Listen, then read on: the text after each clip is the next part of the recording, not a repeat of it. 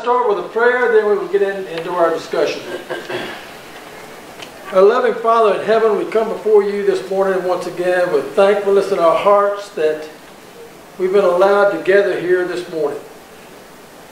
We ask that your blessings continue to be with us, that we become the people that you would have us to be. Help us in the decision processes we make. Give us wisdom in how we handle situations on a day-to-day basis.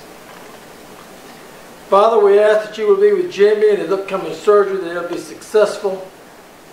We pray too for Kelly Scott that you will give her peace of mind as she's undergoing some aggressive treatments for the cancer that's in her body. Continue to love us as your children. Continue to bless us. Be with us this morning in our study.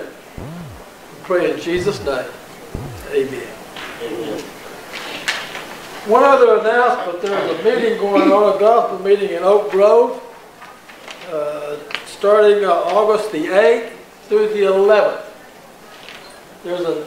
It's mentioned in your bulletin, but here's a flyer for it. We put on the bulletin board back here in the foyer. Time of services is not in the bulletin. Weeknights start at 7 o'clock. It'll be August 8th through the 11th. I guess that's Sunday through Wednesday. And during the week, the evening services start at 7 o'clock each evening. So we'll put that on the back there. A guy named Tim Arbison is a speaker. I don't know him. Some of you may. He will be the speaker. When we got Moses leading the children of Israel, they've been gone out of Egypt for almost 3 months. And they're at the base of the Mount Sinai region. They're at a place called Rephidim. And while they're there, Moses' father-in-law comes and meets up with them. His name is Jethro. And when Jethro comes, he brings not only himself, but he brings Moses' wife, Zipporah. Brings their 2 sons with them. Apparently, as Moses was leading the Israelites out of Egypt, the wife and the sons went back home to stay with Jethro. Well, now he brings them back and they are reunited. They invite Jethro, Moses does, into his tent. And he reviews with Jethro all the good things that God had done for them in leading the people out of Israel. And they worship God. They offered up a sacrifice. The next day, Jethro was still there and he was observing the activities of Moses, and he only discovered that Moses spent all of his day from morning to evening, I will say, putting out fires. People were coming to him with complaints, and they were coming to him with matters. He had to sit all day listening to these people and making decisions for them. And they would come to him and they'd want him to make a decision on something and how God would view this or how God would view that. And so we spent all day long every day looking after these matters. And Jethro noticed that. Jethro said, "This is not good." In essence, he said, "Moses, you're going to wear yourself out. You cannot hold up to this kind of schedule all the time." And so that brings us down some advice beginning in verse number 17 that Jethro gives Moses. And he tells Moses that, here's what you need to do, Moses. I want to give you some advice. And Moses was wise enough, even though he was the leader of the Israelite nation, as powerful as they were, Moses was wise enough to listen. And that speaks well to his character. We need to be that way. You know, it's been said, God gave us 2 ears and 1 mouth, and so maybe we need to listen more than we talk sometimes. You know, sometimes it's hard to be a good listener. Moses listened. Had to take heed. So, verse number 19, Jethro says, "Hearken to my voice. I will give thee counsel. And God shall be with thee. Behold, thy people go forward. Thou mayest bring this cause before God." And here's what you need to do. You need to teach them. You need to teach them. Verse number 20. You need to teach them ordinances and laws, and shall show them wherein they must walk, and show them that the work they must do. I want you to notice that word, shall. Future. And how was it Moses taught them and gave them laws and statutes in the future? Well, he gave them the 10 Commandments, and then they had ceremonial laws when they got the tabernacle and how to offer up the sacrifices in areas of segregation of holy and most holy and all those places. He taught them. But if you could teach them a little bit about God and God's laws and God's principles, that might settle a lot of these disputes that are now coming before you. So Moses, you teach the people. Teach them the laws. You teach them how to walk. Now what does that mean? How to live. Not only that, you teach them how to work. There's things they need to do. Never has there been a place in God's plan for people to be lazy. God has never endorsed laziness. Slothfulness is what it's called in the King James Version. God expects His people to be workers. So Moses, number 20, you teach these people the work they must do. Now, I don't know what that work entails. I know it's work having to move all this stuff. Pack up all their tents and pack up all their belongings and move from one place to another. All that's work, but apparently there's still some other responsibilities they had. And we learned later that the priests, when they get the tabernacle in place, there are certain duties that each tribe had to do. Work. So this Jethro says, now here's what you need to do. Hearken to my voice. You teach these people. You show them how they ought to walk, how they ought to live. You teach them about a good work ethic. Now here's what you need to do to take care of all these disputes you're having to handle. Number 21, you delegate. You choose some men. You choose some men that are able men. Men with ability. You choose some men that fear God.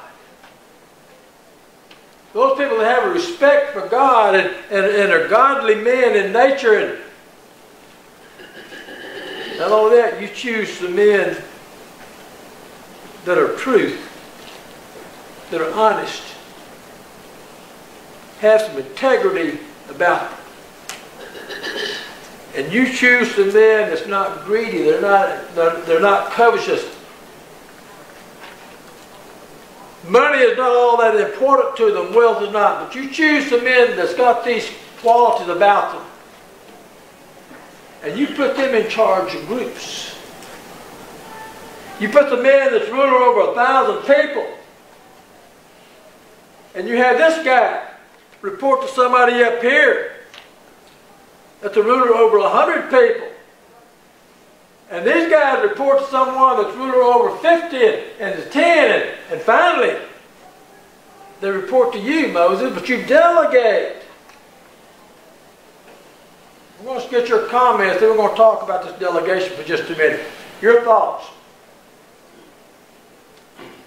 Yes, sir.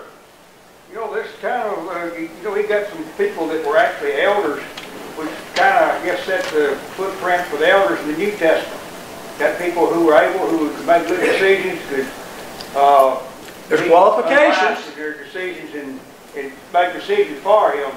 Yeah. Yep. A lot of similarity.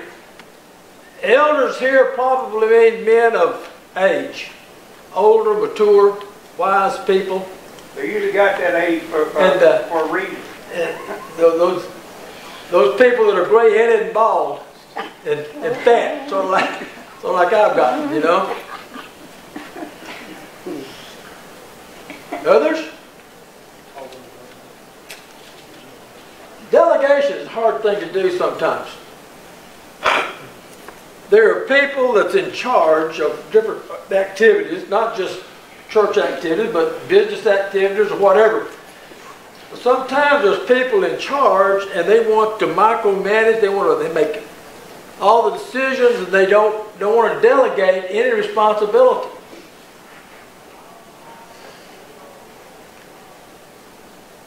Years ago when I worked in Greenville, there's a guy there named Don, and Don was a supervisor over the test and instrumentation group. He was this kind of guy. He wanted to make all the plans, he wanted to make all the decisions, he laid out all the system designs. And what they did was we worked on airplanes and put different things on airplanes, so this department would test the airplanes for these modifications to make sure they met spec. Sometimes if they cut holes in airplanes, so they needed to do some stress tests, vibration tests. Sometimes they put on new engines, so they had to do some electrical tests.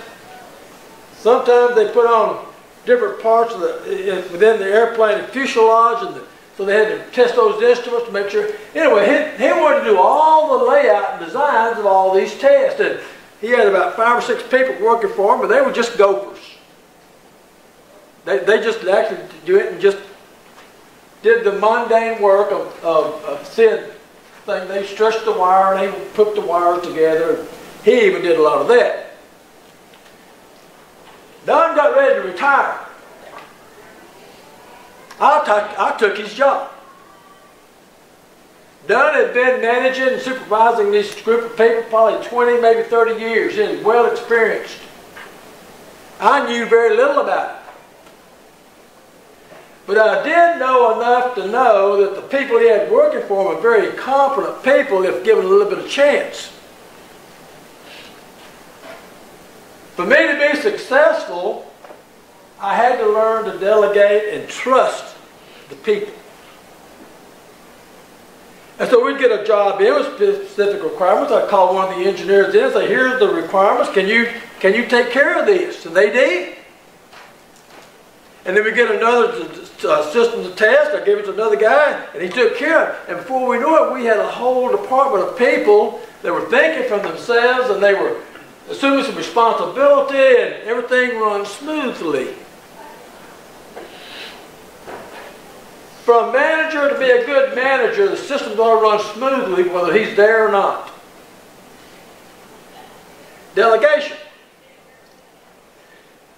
I see this a lot in churches. Church leaders, they want to hang around money, usually. They want to manage the money, hold on to the money, make every decision.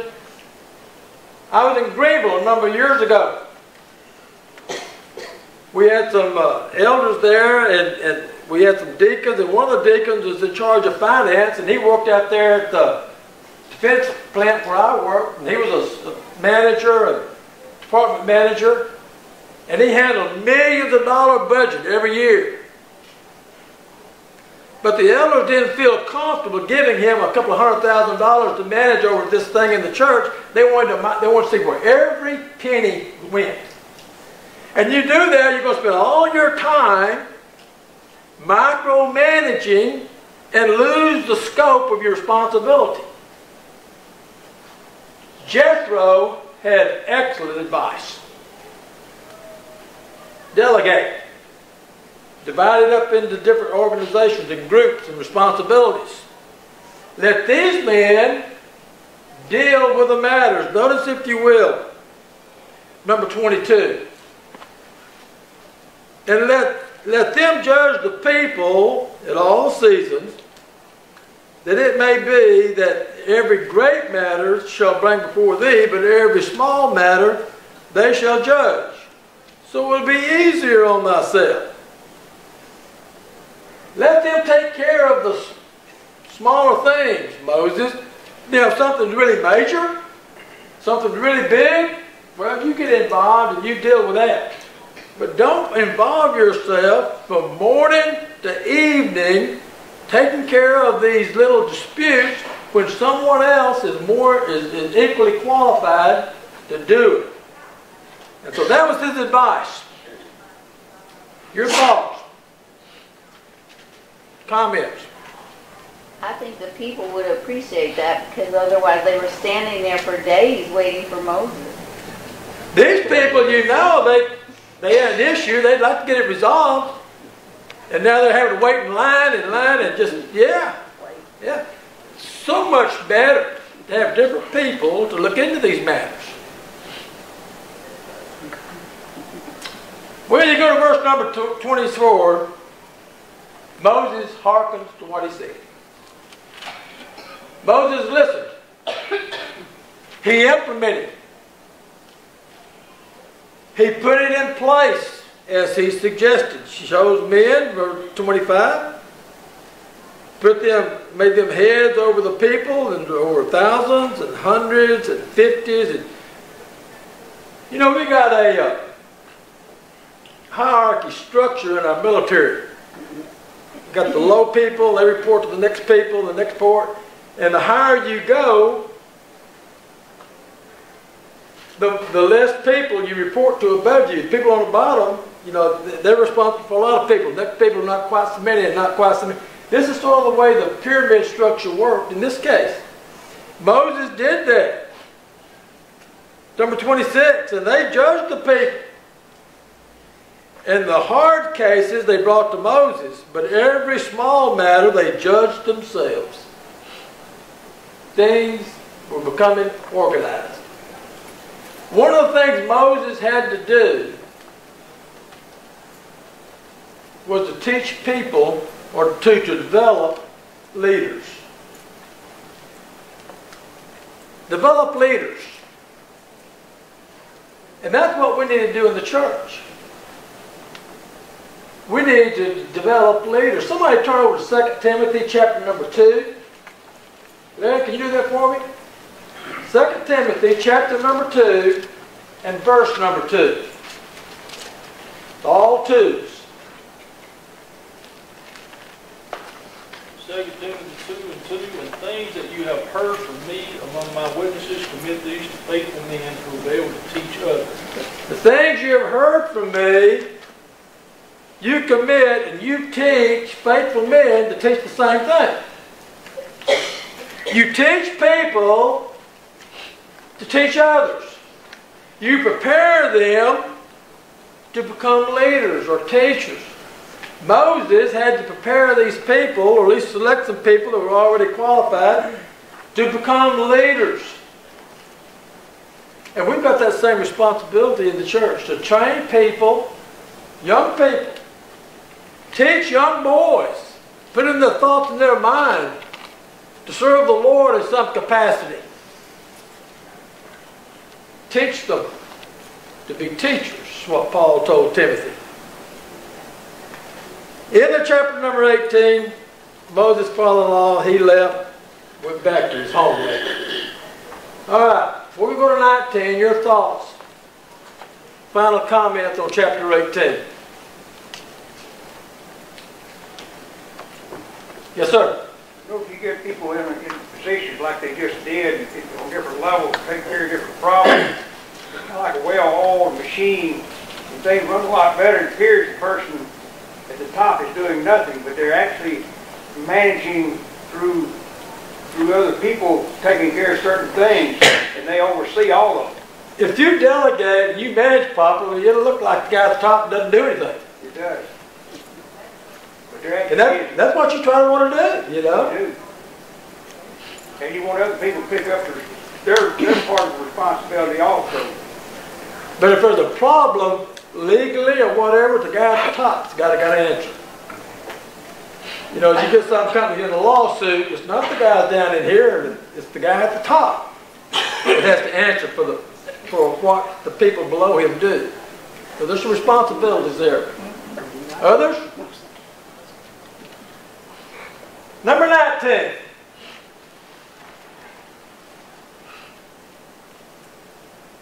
I want to put this map up here to sort of show you where we're talking about. It was the 3rd month after they left Egypt. Verse number 1. The children of Israel, they go out of the land of Egypt, and the same day, that is the same day as the 3rd month of in the month, they came into the wilderness of Sin, for they had departed from Rephidim and were come to the desert of Sinai.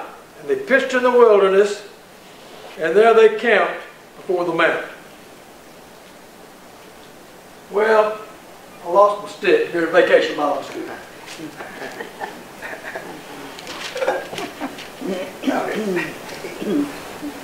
They were at Rephidim. Got Mount Sinai here, or Horeb. I don't know if you can tell or not, there's a question mark there. Sometimes Sinai and Horeb are the same, or mean the same mountains. There's a mountain, it's got 2 peaks. One peak is called Horeb. The second peak is called Sinai. Mount Horeb is on the western part of the mountain. Sinai is on the eastern part. It's the peak, it's on the eastern side. So if you recall, they were at Rephidim. And they needed water. And near Mount Horeb, the western side, that Moses struck the rock and the water came forth. They were at Rephidim when they fled the battle with the Amalekites.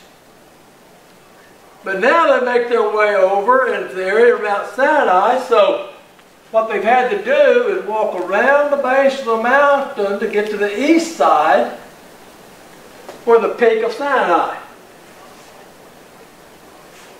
Some have estimated it's about an 8-mile journey to go around the base of that mountain, to go from the west side, where Horeb, over to the east side, where Sinai is. And when they get there,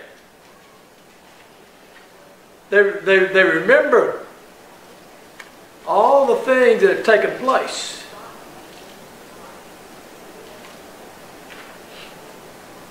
How God had delivered them out of Egypt.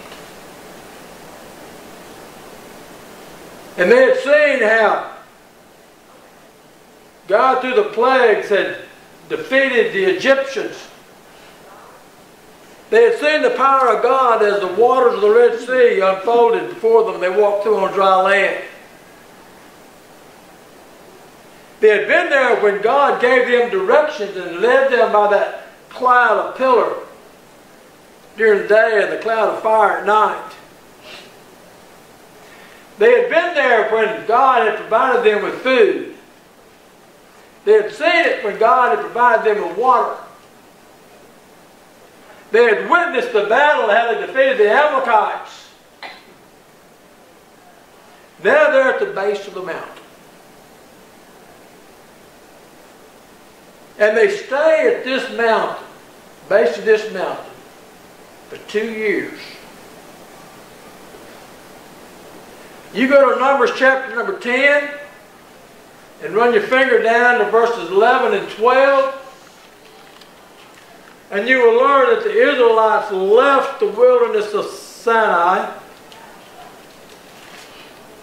They left on the 12th day of the 2nd month of the 2nd year. So it's the middle of the 2nd month. We're in the 3rd month of the year here. Almost 2 years later, they left. So they camped there and they stayed there for 2 years. Much happened at this mountain. It's almost like it's a pulpit, and God comes down and He gives them some very convincing messages. We're going to look at some of those in just a few moments. But I want to mention one other thing to you. I don't know if you noticed, this has got a question mark beside it.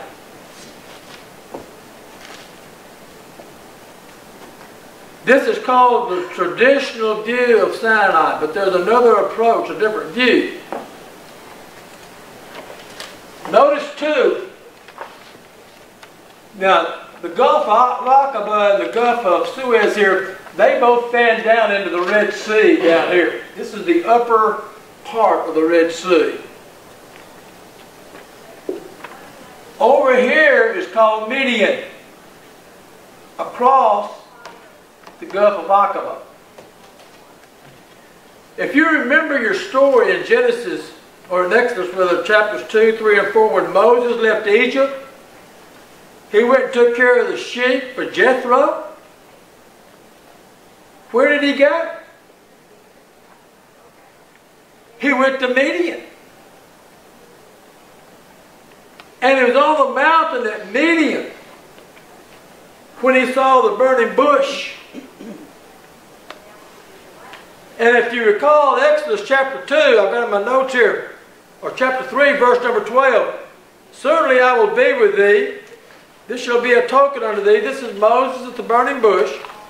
When hast thou brought the people out of Egypt, you shall serve God upon this mountain. He told Moses at the burning bush, you're going to bring the people out of Egypt, and they're going to come to this mountain and serve God. Where is he? He's in Midian. Not over here.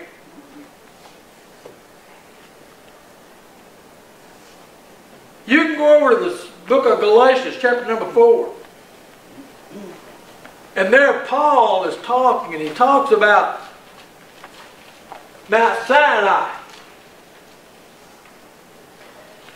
And he says Mount Sinai is in Arabia.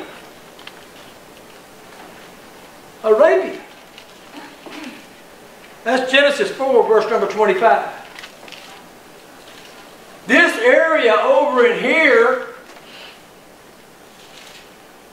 is Arabia. Even today it's Saudi Arabia.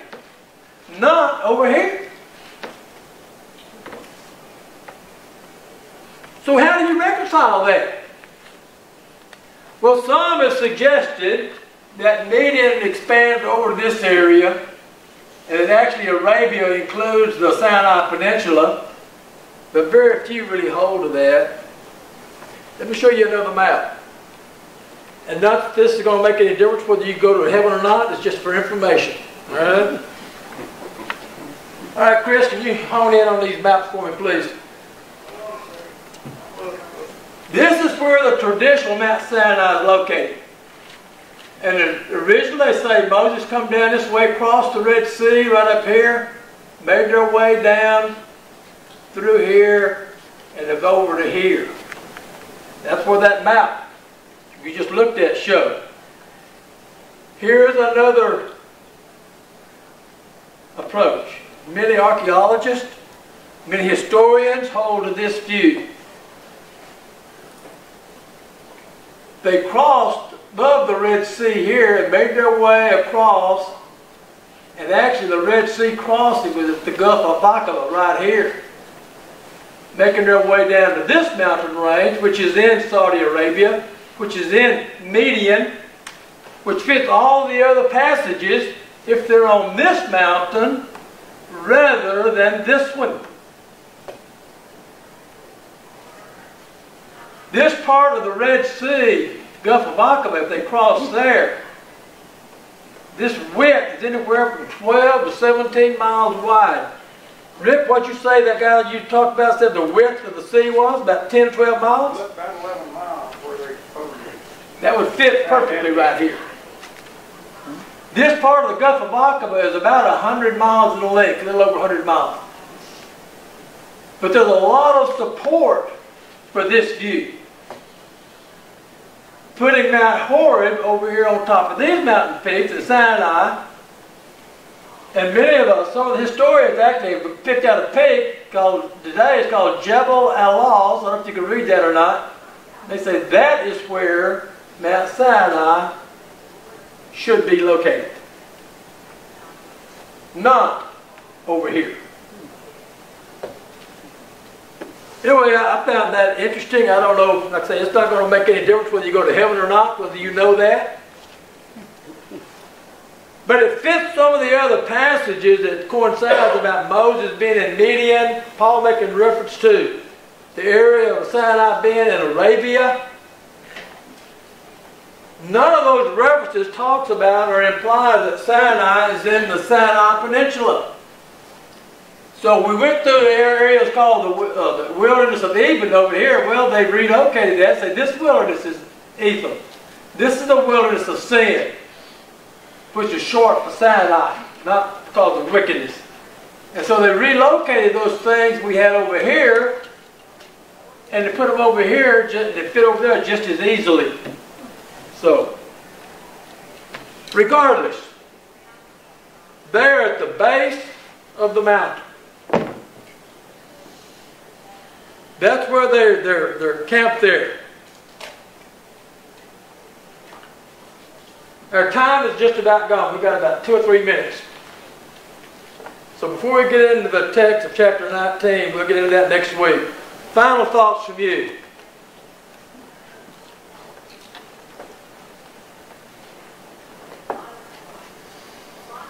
Done? Yes, sir. Did they cross up there at that on the Red Sea? I thought it would be lower down. Well, now both of this is the Red Sea. Well, one of them is Aqaba. This is Aqaba. Both these are fingers of the Red Sea like this. Right. Both of these dump down here into the big body of water called the Red Sea. So these are just 2 little fingers. This is just as much the Red Sea as this is. Same body of water. Yeah. But there's a spot right up here that they could have crossed on dry land and made their way over to here. I went back and tried to look at some of the timing. You know, there was 3 weeks to get to this place and a few weeks to get to that place and whatever. And I could really find no discrepancies in it.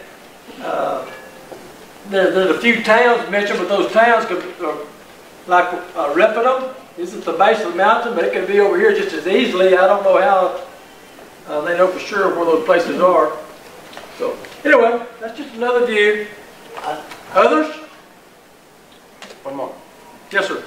I seen a VCR tape one time on where the Jews or the Israelis crossed the Red Sea on the left there, and what it was is there was a trail of chariots that were. You said that what you watched supported this? I assume it's the one that's on the left side, but I could be wrong Up because here. that does look more like the area. If they crossed up here when we talked about that, this is really pretty narrow. Yeah. A couple of miles wide. Right. Okay. If this is similar, say 10 miles wide, well now you begin to get a little bit of logistics getting that many people across there in one night's time frame. You got to walk 10 miles in a day with 1 million people. That's plus all their gear and all their livestock. It's a pretty good stretch to go that far. Others? Okay, we'll pick up number 3 next week, and then we'll move forward. Thanks for your comments.